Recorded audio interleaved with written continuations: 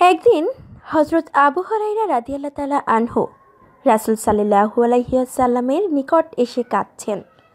রাসূল সাল্লাল্লাহু আলাইহি ওয়াসাল্লাম জিজ্ঞেস করলেন, হে আবু হুরায়রা, তুমি কাঁদছো কেন? আবু হুরায়রা বললেন, আমার মা আমাকে মেরেছেন। রাসূল সাল্লাল্লাহু আলাইহি ওয়াসাল্লাম বললেন, কেন? তুমি কি কোনো বেয়াদবি করেছ? আবু হুরায়রা বললেন, না হুজুর, কোনো বেয়াদবি করিনি। আপনার দরবার হতে বাড়ি যেতে আমার রাত হয়েছিল বিধায় আমার মা আমাকে দেরির কারণ জিজ্ঞেস করায় আমি আপনার কথা বললাম।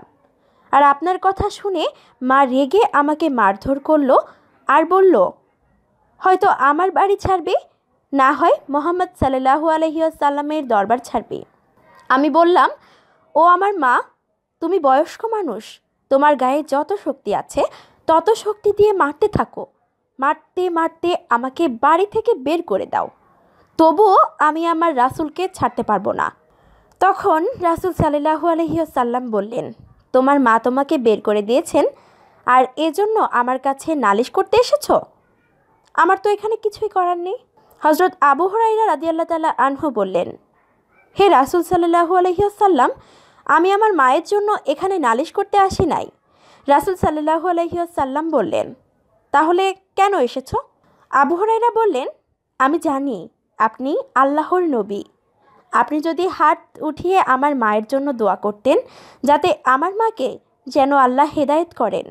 আর তখনই সাথে সাথে রাসূল সাল্লাল্লাহু আলাইহি ওয়াসাল্লাম হাত উঠিয়ে আল্লাহর দরবারে দোয়া করলেন, হে আল্লাহ, আমি দোয়া করি আপনি আবু হুরায়রার আম্মাকে হেদায়েত দান করেন।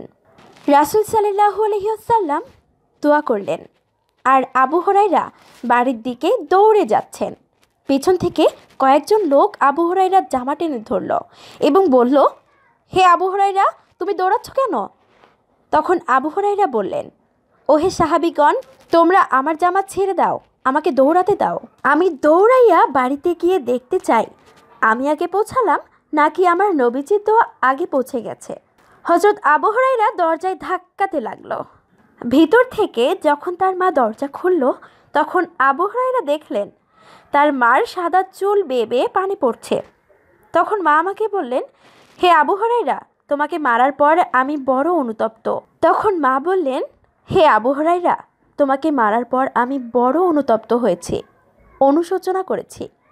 মনে মনে ভাবলাম, আমার ছেলে তো কোনো খারাপ জায়গায় যায়নি, কেন তাকে মারলাম? আমি বরং লজ্জায় পড়েছি তোমাকে মেরে। হে আবু হুরায়রা, আমি গোসল করেছি, আমাকে তাড়াতাড়ি রাসূল সাল্লাল্লাহু আলাইহি ওয়াসাল্লামের দরবারে নিয়ে চলো। আর তখনই সাথে সাথে আবু হুরায়রা তার মাকে রাসূল সাল্লাল্লাহু আলাইহি ওয়াসাল্লামের দরবারে নিয়ে গেলেন আর তার মা সেখানেই কালিমা পাঠ করে মুসলমান হয়ে গেলেন। পিতামাতা জান্নাতের মাঝে দরজা, যদি চাও দরজাটি নষ্ট করে ফেলতে পারো, নতুবা তা রক্ষা করতে পারো। সুবহানাল্লাহ।